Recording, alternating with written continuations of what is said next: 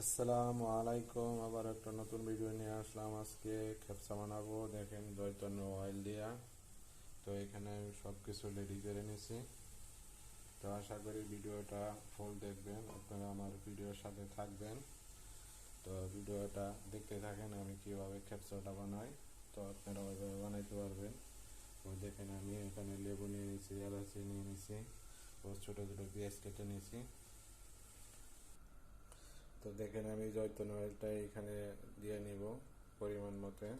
এই পাতিলে লাগাবো খেপসাটা। তো তেলটা আমার জয়তুনের তেলটা একটু গরম হয়ে গেছে, আমি পেঁয়াজটা দিয়ে নিচ্ছি। তো পেঁয়াজটা দেওয়ার পর আমি পেঁয়াজটা সুন্দর করে কষা নিব। চামচ দিয়ে সুন্দর করে গায়ে নিতেছি। ওইটার সাথে আমি রসুন আর আদাটা দিয়ে নিতেছি। আদাটা রসুনটা দিয়ে নিতেছি, দিয়ে ভালো করে চুলাইয়া নিব। পেঁয়াজের সাথে আমি হালকা পরিমাণ একটু লবণ দিয়ে নিতেছি ও এটার সাথে আমি মশলা দিয়ে নিতেছি। দেখেন এলাচি দারচিনিগুলি দিয়ে নিতেছি, এটার সাথে ভালো করে কষাই নেব। পেঁয়াজটা আমার কষানো হয়ে গেছে, আমি টমেটোটা দিয়ে নিতেছি। টমেটোটা ভালো করে কষাই নেব। আমি টমেটোটা ভালো করে কষাই নিয়েছি। দেখেন আমি মাজন টমেটো সস দিয়ে নিতেছি। সসটাও আমি সোয়াটা দিয়ে নিব। দিয়ে এটা ভালো করে লাইরা কষাই নেব। পরে মাংসটা দিয়ে নেব। টমেটোর সসটা দেওয়ার পরে একটা কালার আসে ভালো, এটার উপরে আমি মাংসটা আমি দিয়ে নিব।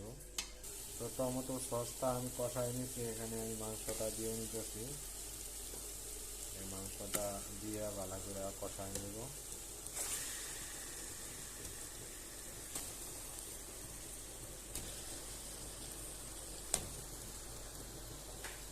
দেখেন আমি মাংসটা ভালো করে লাইরা নিছি। লাইরা আমি মাংসটা মশলার সাথে টমেটোর সাথে মিশাই নিছি।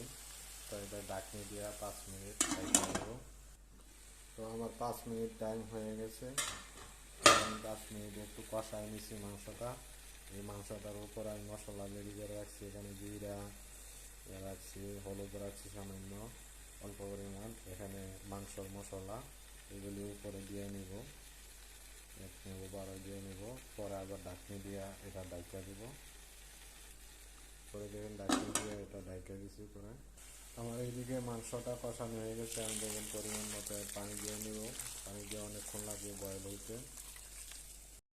মাংসটা বয়েল হয়ে গেছে, আমি পরিমাণ মতো পানি দিয়ে নিব। এটা চাউলটা দিয়ে নিব, একটু পানি লাগবে সেজন্য দিয়ে নিব। আমি চাউলটা এখানে ধুয়ে রাখছি এখানে পাতিলে দেওয়ার জন্য।